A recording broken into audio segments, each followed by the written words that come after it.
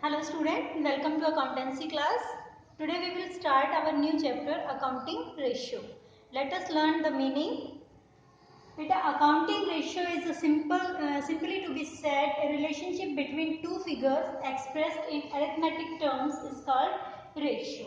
आप ये कह सकते हो कि रेशियो जो होता है, जैसे कि आप मैथमेटिक्स में पढ़ते थे कि रेशियोज जो है वो सिंपली टू टर्म्स जो है उनके बीच में रिलेशन जो है रिलेशन होता है, उस रिलेशन को एक्सप्रेस करता है इन अरिथमेटिक टर्म्स। मीन्स कुछ फिगर आउट कर देता है, उसे एक फिगर दे देता है जिससे कि दो टर्म्स जो है उनके बीच में कंपैरिजन कह सकते हो या उनका जो रिलेशन है उसको एक्सप्रेस किया जा सकता है। और अकाउंटिंग रेशियोज जो है वो एक एनालिटिकल स्टेटमेंट कह सकते हैं हम, क्योंकि यहाँ से जो हमारी फाइनेंशियल स्टेटमेंट्स होती है डिफरेंट ईयर्स की, उनका रिलेशन हम चेक करते हैं, उनके बीच में कंपैरिजन कर सकते हैं कि प्रीवियस ईयर में हमें कितना प्रॉफिट हुआ, कितना बेनिफिट हुआ और करंट ईयर में कितना हुआ, फिर उनके बीच में रिलेशन क्या था, मतलब उस बेनिफिट को अर्न करने के लिए हमने कितना वहां इन्वेस्ट किया,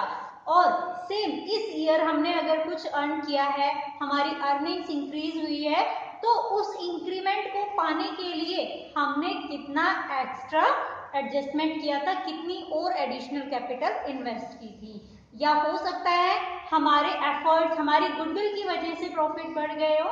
तो ये सब चीजें पता करने के लिए हमें अकाउंटिंग रेशियोज की जरूरत पड़ती है। ठीक है, साथ ही अकाउंटिंग रेशियोज जब कैलकुलेट किए जाते हैं तो जो बहुत सारी मैनेजरियल रिक्वायरमेंट्स हैं उनको भी पूरा किया जा सकता है, क्योंकि जो मैनेजमेंट है वो डिसीजन लेती है, उनको जब किसी चीज से रिलेटेड कोई प्रॉब्लम आती है उनके सामने, या यूं कह सकते हो कि कोई भी ऐसा डिसीजन लेना होता है फर्म को या मैनेजमेंट को फर्म के लिए, तो उससे पहले वो उसका एनालिटिकल एक स्टेटमेंट तैयार कराती है कि हमें कहाँ वीकनेस है, कहाँ हमारी स्ट्रेंथ है, उन चीजों को पता करने के लिए। ओके, तो मीनिंग आपको समझ में आ गया होगा कि अकाउंटिंग रेशियो जो होता है वो सिंपली दो डिजिट्स जो है उनके बीच में कंपैरिजन रिलेशनशिप को दिखाता है। ओके, अब देखते हैं कि हम जो अकाउंटिंग रेशियोज कैलकुलेट करते हैं वो कौन कौन से फॉर्म्स में या किस किस टर्म में कैलकुलेट कर सकते हैं। As you all know, mathematics आप लोगों ने पढ़ा है, वहां आप जब रेशियोज निकालते थे तो सिंपल आपको ऐसा रेशियो दिखता था। सिंपल रेशियो जो होता है दैट इज लाइक 2:1, 4:3, इस तरीके से, मतलब दो टर्म्स होती थी और उन दोनों टर्म्स को आप इस टू में लिखते थे, दो रेशियोज में लिखते थे। ठीक है, दूसरा अगर इसको टाइम्स में एक्सप्रेस करें तो यहाँ 5 टाइम्स 8 टाइम्स मैंने एग्जांपल लिया है। मींस अगर इस रेशियो को हम ये कहें कि द फर्स्ट इज डबल या 2 टाइम्स ऑफ सेकेंड, ऐसा भी बोल सकते हैं। ठीक है, तो इसको इस तरीके से रेशियोज में भी शो किया जा सकता है और दूसरा टाइम्स में भी शो किया जा सकता है। Third one is percentage. अब सिंपली हम उसको परसेंटेज में भी कैलकुलेट कर सकते हैं, क्योंकि देखो यहाँ जो है ये 2 है और इधर 1 है, तो ये जस्ट इसका 50% हो गया। तो इसी तरीके से हम यहाँ पे भी अलग अलग जो भी हमारे रेशियोज होंगे उनका रिलेशन चेक कर सकते हैं परसेंटेज में। And next one is fraction. अब इसी रेशियो को हम 2/1, 3/4 इस तरीके से लिख सकते हैं। ओके, या इसी को अगर लेना चाहें 4:2, 4/2 ऐसे ही लिख सकते हैं। तो ये अलग अलग हमारे प्रेजेंटेशन के टाइप्स है कि किस तरीके से हम अपने रेशियोज को प्रेजेंट करेंगे। ओके, तो हम अभी अपने जो रेशियोज हैं, अकाउंटिंग रेशियोज हैं, उनको कैटेगराइज करेंगे और कौन सी कैटेगरी में किस तरीके का रेशियो हम किस तरीके कौन सी टर्म यूज करेंगे उस चीज के बारे में बात करेंगे। तो हम अपनी अकाउंटिंग रेशियोज को जब कैटेगराइज करते हैं तो उसे 4 पार्ट्स में डिवाइड करते हैं। देखिए, चेक करते हैं अब कौन कौन से 4 पार्ट्स हैं। चलिए, तो क्लासिफिकेशन देखते हैं रेशियोज की कि कितनी कैटेगरीज में इसे डिवाइड किया गया है। तो जो रेशियोज हैं उनको 4 कैटेगरीज में डिवाइड किया गया है। First one is liquidity ratio, second solvency ratio, third is activity ratio और turnover ratio, and fourth is profitability ratio या income ratio। ये इसके दो नाम दिए गए हैं, इनको किस तरीके से आप दूसरे नाम से भी रिप्रेजेंट कर सकते हैं। तो देखिए लिक्विडिटी रेशियो जो होता है उसको हम शॉर्ट टर्म सॉल्वेंसी रेशियो भी कह सकते हैं।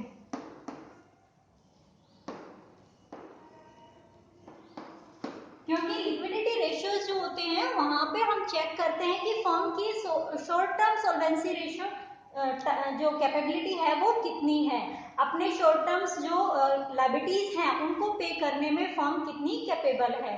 ओके, तो यहाँ मोस्टली करंट असेट्स और करंट लायबिलिटीज जो है उनकी कंपैरिजन को चेक किया जा सकता है, उनके बीच में रिलेशन बनाया जाता है। Okay, next one is solvency ratio. बेटा लिक्विडिटी रेशियो जो है उससे जस्ट थोड़ा सा ब्रॉड है ये सॉल्वेंसी रेशियो, क्योंकि यहाँ आप लॉन्ग टर्म सॉल्वेंसी चेक करते हो। ठीक है, कि यहाँ हम हमारी जो लिक्विड एसेट्स थी, लिक्विड लायबिलिटीज थी, उनके बारे में रिलेशन बना रहे थे, और यहाँ हम लॉन्ग टर्म डेट जो होते हैं उनकी पे आउट देखते हैं कि फर्म अपनी लॉन्ग टर्म लायबिलिटीज को पे करने में कितनी कैपेबल है। ओके, तो दो जो हमारी कैटेगरीज हैं वो जस्ट हमारी लायबिलिटीज के लिए हम कितने कैपेबल हैं उसको चेक करने के लिए निकाला जाता है। फर्स्ट में सिर्फ जो शॉर्ट टर्म सॉल्वेंसी है उसके बारे में बात करते हैं, मीन शॉर्ट टर्म कैपेबिलिटीज कितनी है, शॉर्ट टर्म्स जो हमारे क्रेडिट्स हैं उनको पे करने में फर्म कितनी कैपेबल है। और जो सॉल्वेंसी रेशियो है वहां हम लॉन्ग टर्म डेट्स के बारे में बात करते हैं, फॉर एग्जांपल डिबेंचर्स हो गए, लॉन्ग टर्म लोन्स हो गए, तो इस तरीके की जो लॉन्ग टर्म की लायबिलिटीज होती है उनको पे करने में फर्म कितनी कैपेबल है वो यहाँ चेक करते हैं।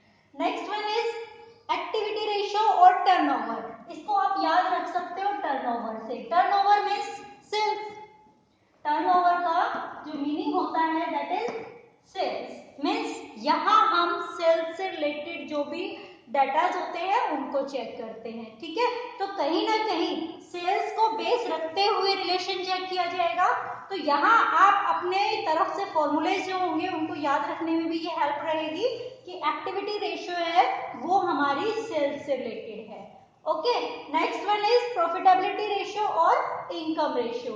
सेम हियर, यहाँ हम अपनी प्रॉफिटेबिलिटी चेक करते हैं कि हमारे करंट ईयर के प्रॉफिट्स कितने हैं, लास्ट ईयर कितने थे, उससे लास्ट ईयर, मींस जो ट्रेंड बन रहा है वो कैसा बन रहा है, और इवन अगर लॉस हो गया है या प्रॉफिट हो रहा है तो किस वजह से हो रहा है, लॉस हुआ है तो क्यों हुआ है, ये सारी चीजें पता करने के लिए हम ये रेशियोज कैलकुलेट करते हैं। ठीक है, तो आइए आप चेक करते हैं कि लिक्विडिटी रेशियो जो है उसमें कौन कौन से रेशियोज को कैलकुलेट किया जाता है। आइए चलिए अब बात करते हैं लिक्विडिटी रेशियो के लिए। लिक्विडिटी रेशियो जो होता है उसे भी आगे दो पार्ट्स में, दो कैटेगरीज में डिवाइड किया जाता है, दैट इज करंट रेशियो और क्विक रेशियो। ओके, तो यहाँ करंट रेशियो जो है उसके लिए हम दो नाम यूज कर सकते हैं। First one is current ratio and second it is to be said working capital ratio.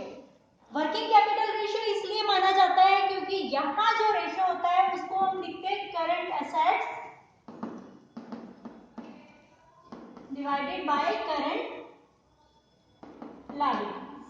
Okay, और करंट एसेट्स करंट लायबिलिटीज जो है वो वर्किंग कैपिटल, इन दोनों का डिफरेंस होता है, इसीलिए इसे वर्किंग कैपिटल रेशियो भी बोला जाता है। क्योंकि वर्किंग कैपिटल का फॉर्मूला क्या है, current assets minus current liabilities.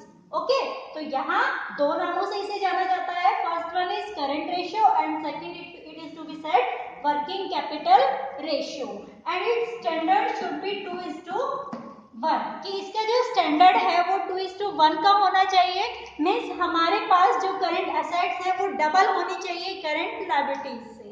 Okay, got it, कि हमारे पास अगर एसेट्स जो हैं वो 8 लाख रुपए की हैं तो हमारी लायबिलिटीज जो है वो इसकी हाफ होनी चाहिए, मींस जस्ट 4 लाख की। अगर इस तरीके का रेशियो आपको मिल रहा है दैट मींस आपकी जो फर्म है वो बहुत अच्छी कंडीशन में है और वो अपने डेट्स को पे करने में बहुत से अच्छे से कैपेबल है। ओके, लेकिन अगर रेशियोज गिरते हैं मींस एसेट्स जो है वो कम होने लगती है, लायबिलिटीज बढ़ने लगती है, दैट मींस आपकी जो फर्म की कैपेबिलिटी है या फर्म के लिए जो फाइनेंशियल स्टेटस है वो गिर रहा है, फर्म को इम्प्रूवमेंट की जरूरत है, और यहाँ से मैनेजमेंट इस तरीके के डिसीजंस को कैरी आउट करती है कि हम अपने असेट्स को कैसे इंक्रीज करें, अपनी लायबिलिटीज को कैसे कम करें।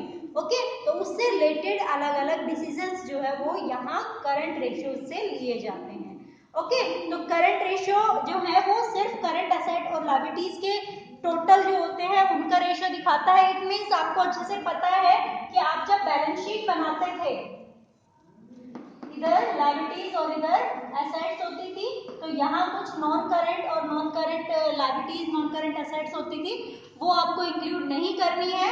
बाकी यहाँ जितनी भी एसेट्स करंट और जितनी भी लायबिलिटीज करंट होती है उन दोनों के रिलेशन को आप यहाँ पे शो करते हो। Okay, next one is quick ratio.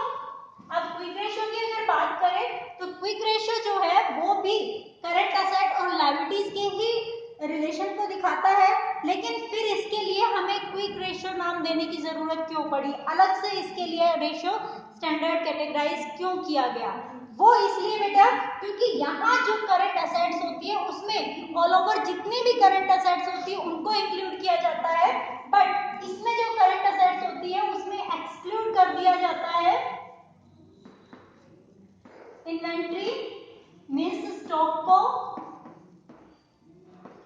और प्रीपेड एक्सपेंसेस को।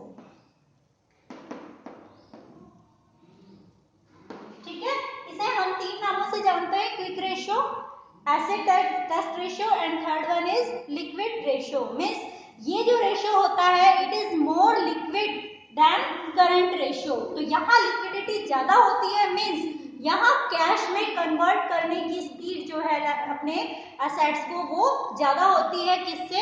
इस करंट रेशियो से।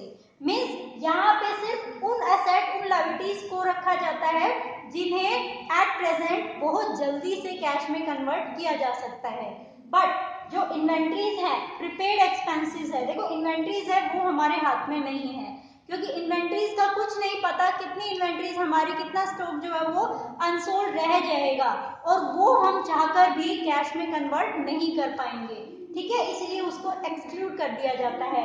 प्लस प्रीपेड एक्सपेंसेस, क्योंकि जो प्रीपेड एक्सपेंसेस हमने अभी किए हैं वो नेक्स्ट ईयर के लिए है, और वो नेक्स्ट ईयर वाले जो है उनको नेक्स्ट ईयर ही कैश किया जा सकता है, इस साल वो किसी भी हाल में कैश नहीं होंगे, इसीलिए ये दोनों आइटम जो है वो एक्सक्लूड कर दिए जाते हैं from quick ratio, and its standard should B 1:1। Okay, कि इसका जो स्टैंडर्ड है वो 1:1 रहेगा। मीन्स हमारी जो करंट असेट्स होंगी और करंट लायबिलिटीज है, अगर दोनों टर्म्स इक्वल है, दैट मीन्स फर्म की फाइनेंशियल कंडीशन, फर्म का जो फाइनेंशियल स्टेटस है वो काफी अच्छा है, और इस केस में फर्म अपने लिए ज्यादा से ज्यादा इन्वेस्टमेंट कर सकती है। मीन्स फर्म को एसेट्स को बना के रखने की, वर्किंग कैपिटल की ज्यादा जरूरत नहीं है, जो लगी हुई है, जो वहां पे काम कर रही है वर्किंग कैपिटल, उससे वो सफिशिएंट है। ओके, तो मैनेजमेंट यहाँ से डिसीजन लेती है, अगर हमारे पास फॉर एग्जांपल हमारी क्विक एसेट्स जो हैं, मीन्स हमारी जो लिक्विड एसेट्स हैं वो अगर कम हो जाती है और लायबिलिटीज इंक्रीज हो रही है, that means firm favourable condition से अनफेवरेबल कंडीशन में जा रही है, और उसे रोकने के लिए जो भी इंपॉर्टेंस कदम होंगे वो यहाँ उठाए जाएंगे।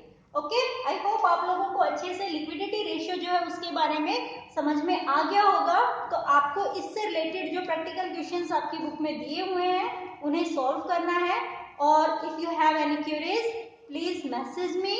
ओके, तो मिलते हैं नेक्स्ट वीडियो में, उसमें हम बात करेंगे सॉल्वेंसी रेशियो के लिए, और सॉल्वेंसी रेशियो को कितनी कैटेगरीज में डिवाइड किया गया है।